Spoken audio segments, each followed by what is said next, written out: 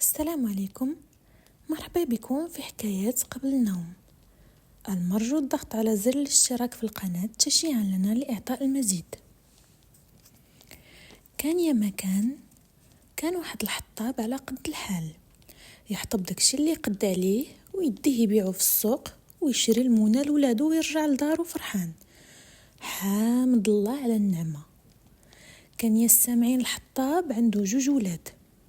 الولد الكبير كان ذكي وفطين وكاع الناس القبيله يشكروا فيه، اما الصغير كان فهمه ثقيل وما يبغي يتعلم وحاضي غير النعاس، وكاع ناس القبيله كيشوفوا فيه ويقولوا باز لوالديه معاه. كان إلا باه الحطاب سخروا الصباح ما يرجع حتى العشيه وكاع ما هز معاه الصخره. كان يا سيادي خوه الكبير خواف ما يبغي يتسخر بالليل، ما يدوز حدا واد ولا حتى بير. ايوا يا سيادي في نهار من نهارات الله كانوا ناس القبيله كاملين مجموعين على واحد الحلقه. كان الحطاب ولادو تما، وكانت من عهد ناس القبيله يتجمعوا كل سبت في الساحه الكبيره ويعاودوا الحليقيه على الحكايات وخبار البلدان. وغير بدا الحلايق يعاود في حكايته تلفت الولد الكبير عند باه وقال با انا غادي نرجع للدار، الحمي تبورش عليا من الخلعه. اوليدي زعما انت هو مول العقل، واش هادشي تيخافوا منه الناس؟ راه غير هضره وكلام. وخاك كبا غير خليني نرجع للدار. كان خوه الصغير طالق ودنو كيسمع وكاع ما فهم كلمة تبورش عليا الحمي، وبقى كيدورها في راسو وقال كيفاش زعما انا كاع ما كيتبورش ليا الحمي؟ وقيلا هادشي خاصني نتعلمو، زعما خويا احسن مني؟ كملوا الفراجة حتى تنص الليل عاد رجعوا. ايوا يا سيادي واحد النهار شاف الحطاب ولدو ناعس تحت الشجرة بلا شغل ولا مشغالة. قرب عنده الحطاب وقال نوض وسمعني. هو ينوض الولد وقال نعم ابا، ها انا كنت غير كنرتاح شويه. كترتاح علاش وليدي؟ كنتي كتحمل الحطب ولا تحرط الارض؟ شوف ولدي انا راه ما دايمش ليك، سير قلب على حرفه تعيش منها وتكبر بها وليداتك، هذا الا تزوجتي. شوف خوك نهار كله هو ضارب تماره، نهار كله هو يهز صنادق يحطب معايا يورد بهايم التجار اللي لقاها يديرها، وانت شاد لي الركنه في الدار. حتى انا با بغيت نتعلم حرفه. ايه شنو بغيتي تتعلم؟ بغيت نتعلم كيفاش يبورش لي الحمي. خوه كان دايز وسمعو وبقى كيضحك حتى فشلو عليه رجلو وقال ليه ضحكتيني يا خويا وليني انت هبيل بالعقل. ناض الحطاب وقال دابا يتبورش لك لحمك مع الايام، سير قلب على شي حرفه اللي تعيشك وليدي.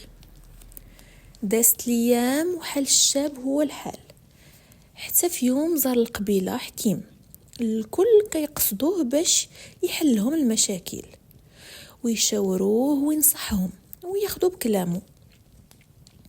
قصد الحطاب الحكيم باش يعاود له على ولده ويشوف اش يقول له. دق الباب وحليه. اسمح لي يا سيدي جيتك في هذا الوقت. مرحبا بابي ديما محلول. قال ليه الحطاب قصدتك والمقصود الله، عندي ولد ما بغى يخدم ولا يتعلم شي حرفه، وهاد الايام ما قال ليه راسو، قال ليك بغى يتعلم كيفاش يتبورج ليه الحمو. ودابا هذا ماشي الحماق؟ ضحك الحكيم وقال تانتا هادشي راه حلو ساهل، جيبوا لعندي وانا نعلمو يخاف. الحطاب فرح وعينيه بقاو كيبرقوا. غدا الصباح يكون عندك. وخرج الحطاب فرحان على بالو غيتصلح ولدو. لغد ليه في الصباح جاب الحطاب ولدو عند الحكيم وقال ليه هذا هو ولدي يا سيدي. جاوبو الحكيم تبارك الله، أتبقى ولدي تعاوني في شي شغال؟ قال ليه ايه سيدي واخا. خرج الحطاب وهز يديه وكيدعي الله يتصلح حال ولدو. ولد الحطاب بقى جالس بلاصتو كيدور عينيه في دار الحكيم. شويه هو يجي عنده الحكيم وقال ليه بغيتك ولدي تطلع للسطح وتجمعو مزيان. جاوبو ايه سيدي هي الاولى. ناض الشاب كيجر في رجليه وكيهز من هنا ويحط هنا، شويه يجلس شويه ينعس. بقى في هذاك السطح حتى ظلم الحال.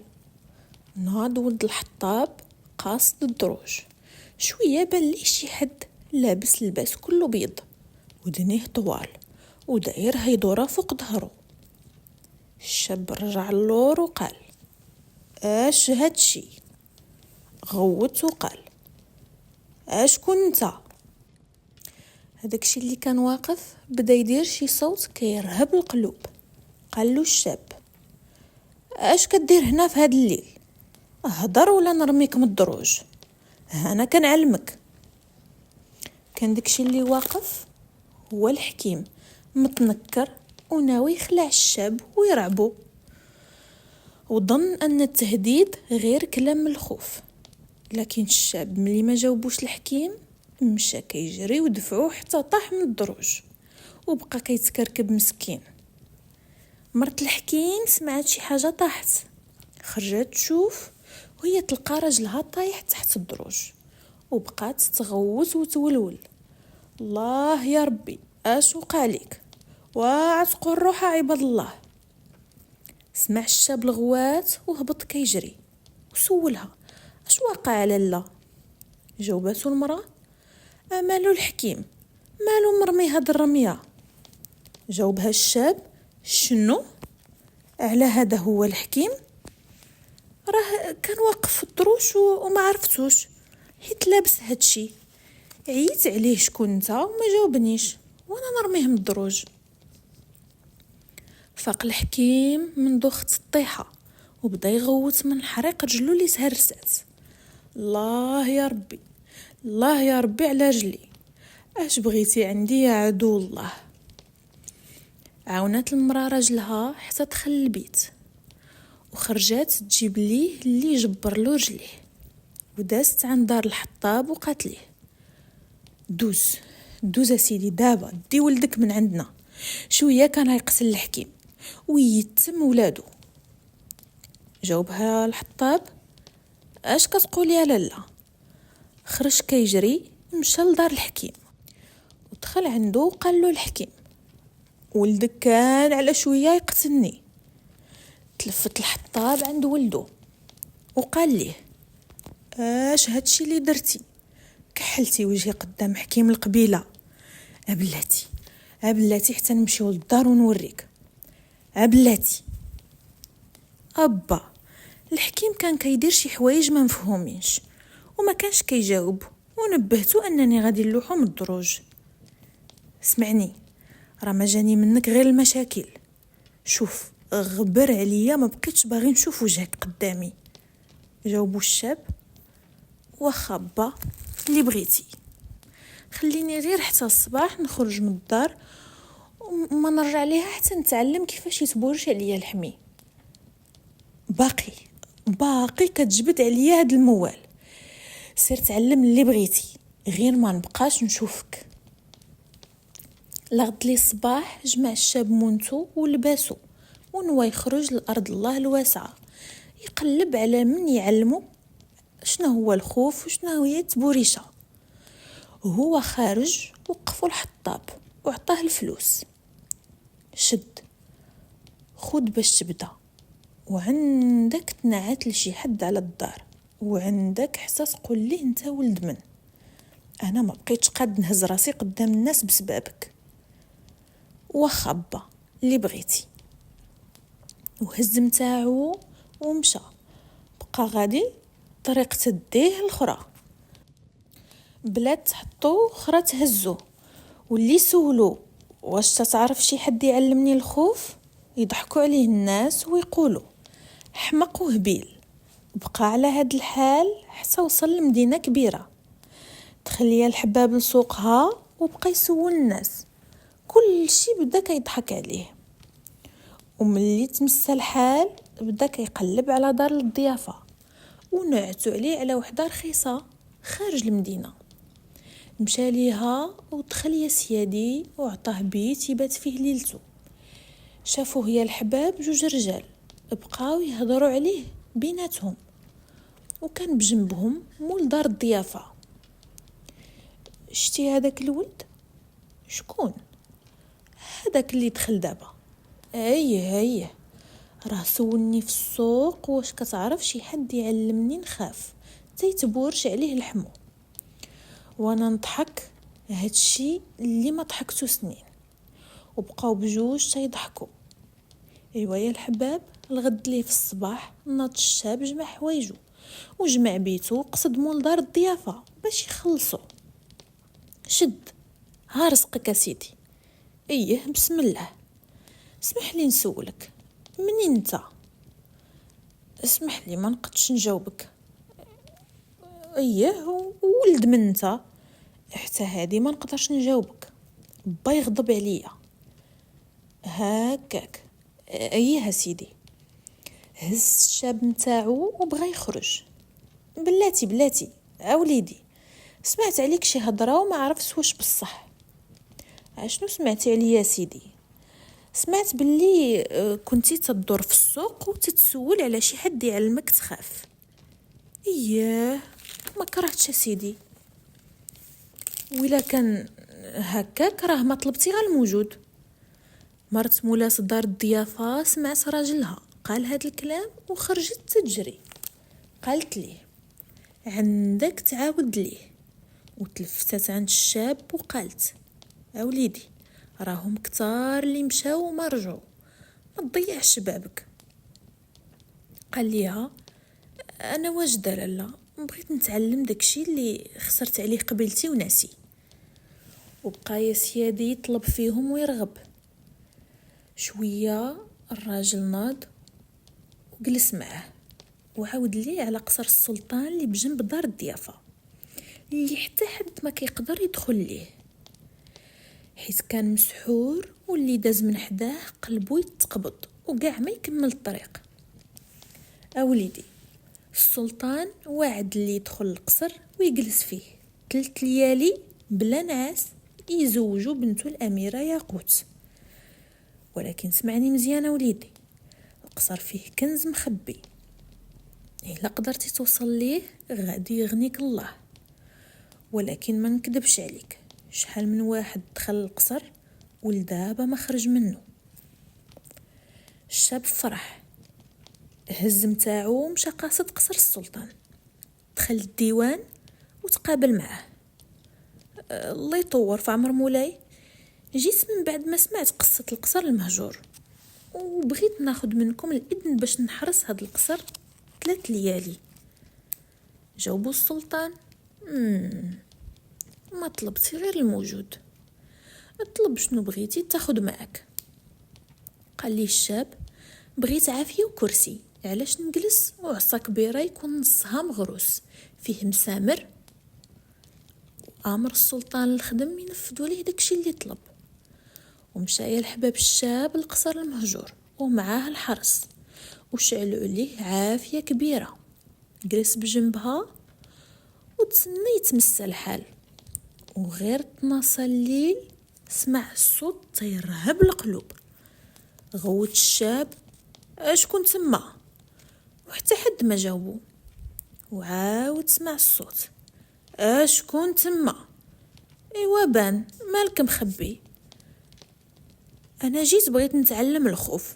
خرج شويه، هو يبان ليه غول طويل وعريض، ما تعرف وجهه من قفاه. زعما انت ما خفتيش مني؟ الا يا ريت نخاف. بغيت غير نعرف اشنو هو الخوف والحمي بورش عليا. وقرب الا بغيتي تخاف. لا، قرب انت، مالك؟ قيلا كتبان لي انت اللي خايف. اشنو؟ هو يشدها الغول بجريه جهه الشاب. قرب للشاب جهه العافيه. الغول ما قدرش على الضوء، هو يسد عينيه بيديه.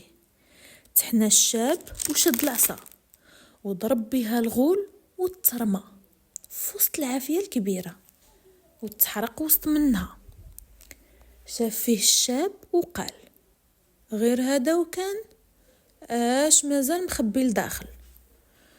ودخل يا الحباب الشاب وسط القصر. كان مظلم وبارد. شاف من بعيد فراش محطوط. قال: جاب لي الله علاش غادي ننعس حتى الصباح. تمد عليه وغمض عينيه. شويه الفراش بدا يتحرك، يطلع حتى للسقف وينزل، يمشي من هنا يجي لهنا، يدور به الدروج ودوروا على القصر كله. كان عاجبو الحال وكيقول: وغير زيد زيد، وفرتي عليا تماره ديال الدوران في القصر. وتقول واش خاف ولا تهزات فيه شعره. بقى الفراش على هاد الحال تينقز وكيطير به في القصر حتى نقز منه ورجع جلس جنب العافيه. وما داز من الوقت حتى صبح الحال ونعس الشاب. ايوا يا الحباب، السلطان ركب على العربه ومعه الحرس ومشاو يشوفوا الشاب اش عمل. لقاه ممدد جنب الرماد العافيه. تحسر السلطان عند بالو مات بالخلعه، وامر الحرس يهزوه ويدفنوه. وينوض الشاب وقال: بلاتي يا مولاي، راه دازت غير ليله وبقاو 2 ليالي. فرح السلطان بالشاب اللي ما خاف ما ترهب، وتمنى يكمل هادوك 2 ليالي اللي بقاو ليه. الله يعطيك الصحه وليدي، كيف صبحتي بعدا؟ الحمد لله، تنوعدك ما غادي نكمل ان شاء الله. هي داكشي اللي كنتمنى. ورجع السلطان للقصر والشاب قصد دار الضيافه ياكل ويرتاح حتى يقرب يتمسى الحال. ملي شافو مول دار الضيافات صدم وقال: الله اكبر، وانا قلت صافي الله يواليك برحمته. اجي بعدا، تعلمتي تخاف؟ تبورش عليك لحمك من الخوف؟ لا. وتقول واش تهزت فيا شعره. بغيت غير اللي يشرح ليا شنو هو الخوف. بقى يا الحباب النهار كله هو ناعس في دار الضيافه حتى بدا يتمسى الحال. هو يخرج لقى خدم السلطان شعلوا ليه العافيه بحال البارح ورجعوا تيجريو للقصر. جلس الشاب جنب العافيه وفي يديه العصا، وغير ظلم الحال سمع صوات بحال الليله الفايته، وغوت وقال: شكون تما؟ ولا من يجاوب. وعاود سول: غير خرج. وخرجوا يا سيادي شله غيلان تيرهبوا الرجال الصناديد. وقف كبيرهم وقال: راك قتلتي خونا البارح وبغينا ناخدو حقنا منك. ولكن هو اللي هجم عليا. شوف، غادي نخليو خونا الصغير هو اللي ياخد حقنا منك، ونيتي يتعلم ما يخافش. علاش هو سيخاف؟ وضحك الشاب: انا بغيت غير اللي علمني نخاف حتى يتبورش عليا الحمي وما لقيتش. دابا انت تضحك على خونا؟ تنضحك عليه. ايوا اش بان لك؟ الا بان خونا وخفتي منه تخسر وتدخل القصر وتكون انت هو عشان الليله. الا ما خفتيش غادي نمشي ونخليوك، تا واحد فينا ما غادي يتعرض لطريقك. موافق. كان يا الحباب خوهم الصغير خايب منهم، وجههم ظلم، طويل وعريض وريحته سابقاه. وقف الشاب تيتسنى الغول يخرج. شويه هو يبان ليه خارج من باب القصر. حلو ليه خوتو الطريق باش يدوز. كانت مشيتو تتزلزل الارض. بقى غادي قاصد الشاب اللي ما تحرك ما تململ، غير تيشوف معجب. ملي وصل عنده الغول تحنى وحقق فيه الشوفة. الشاب قال: ومالك على هاد الحالة؟ ريحتك تتقتل، راه سطل ديال الماء كافي، زيد معايا نغسل ليك عند الواد. الغول ما عرف ما يقول. تلفت عند خوتو اللي لقاهم حالين فمهم. زعما ما خفتيش مني؟ لا. دابا انت ما كترعدش من الخوف مني؟ لا. الغول حنا راسو ورجع عند خوتو. شفتو اخوتي، انا ما مني فايده، حتى هاد القزم ما خاف مني. كيبان لي اخوتي هاد بنادم يا اما هبيل يا اما كيتبوهل علينا. ودابا اش المعمول؟ وراه وعدناه نخويو المكان الا كسب هو. وفرمشة عين مشاو الغيلان، وبقى الشاب بوحدو حدا العافيه حتى داه نعس. ايوا يا سيادي، الصباح جا.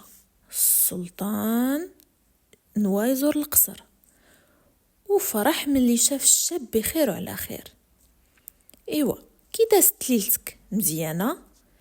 اسيدي خرجوا عليا شلا غيلان، تخاطرت معاهم وكسبت الرهان ومشاو بحالاتهم. وما خفتيش؟ لا. وشكون عرف شنو هو الخوف؟ بغيت غير نتعلم وحد ما علمني. السلطان بقى غير كيشوف وتمنى الشاب ينجح في مهمته. ودعو ورجع القصر. في الليل يا الحباب جلس الشاب كالعاده حدا العافيه. شويه هو يخرج عليه راجل كبير بلحيته، كانت بيضه وطويله واصله حتى الكرشو. قالوا لي باللي انت ما كتخافش. ايه. وقال ليه اليوم تعرف شنو هو الخوف، حيت اتموت. جاوبو الشاب: ايه بغيت نعرف شنو هو، عافاك علمني. جاوبو الراجل: انت باقي ما عارف شكون انا. هو يقول ليه الشاب: وتكون اللي كنتي، ما تكونش قوي مني. جاوبو الراجل: واخا، الا غلبتيني نخليك تمشي في امان. جاوبو الشاب: ايه موافق. ودخلوا للقصر اللي كان عامر وحوش باشكال وانواع. وبقاو غاديين حتى وصلوا لواحد البيت فيه 2 كرات من الحديد حمر من كثرة السخانه، بحال الا شاعله فيهم العافيه. وبجنبهم محطوطين الفيسان. قال ليه: غادي تقسم هاد الكرة على 2 بهداك الفاس. قال لي الشاب: ايه نقسمها، بدا انت الاول. كان الشاب ما عارف راسو اش يدير، لا عمرو هز فاس ولا قطع حتى شجره. كيفاش يقسم هاد الكرة؟ جا الراجل الكبير هز الفاس وضربه وحده قسمها على 2. بقى الشاب غير كيدور عينيه. ايوا نوبتك دابا. ايه. قرب سيدي وشوف كي غادي نقسمها على 4. ضحك الراجل حتى بانو دراسو. على 4 كاع؟ ايه. وجا حدا الشاب اللي دار براسو هز الفاس وفرمشة عين ترمى على لحية الراجل وجبدو لعندو وقرب لوجهو عند كرة الحديد اللي كانت كتغلي بالسخانة.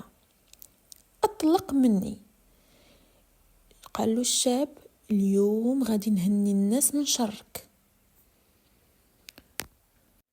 كان غادي يرميه وهو يقول: غير خليني حي ونعطيك الكنوز اللي في القصر ونمشي منه. طلقوا الشاب وقال الراجل: تحت القصر كاينين 3 ديال الصنادق، الاول فيه ذهب اللي جمعنا من الفقراء، والثاني ديال السلطان، والثالث ديالك. وغبرت معاه كاع الوحوش. خرج الشاب من القصر وجلس حدا العافية ونعس تا الصباح. ملي جا السلطان ولقاه ناعس كالعادة فرح بشوفتو وسولو كي دازت ليلتك. قالو مزيان سيدي، ولكن باقي ما عرفت اشنو هو الخوف، وعاودلو على اللي دوز. دخل السلطان معاه للقصر المهجور اللي ما بقى مهجور، اللي خضرت جناناتو ورجعات لوانو الزاهية ونور الشمس ادخل من الشراجم. مشاو للبيت اللي نعتو ليهم الراجل الكبير، لقاو داكشي اللي قال. فرقوا الصندوق الاول على الفقراء، والثاني داه السلطان، والثالث داه الشاب. وتطلق البراح في البلاد. الليلة عرس بنت السلطان بالشاب اللي ما كيخافش. تقامت الفرح والكل فرح معاهم. ايوا دازت الايام والشهور والشاب فرحان مع عروسته في القصر، لكن ديما بالو مشغول. ملي سولاتو الاميره قال ليها مازال ما عرفت اشنو هي التبوريشه ديال الخوف.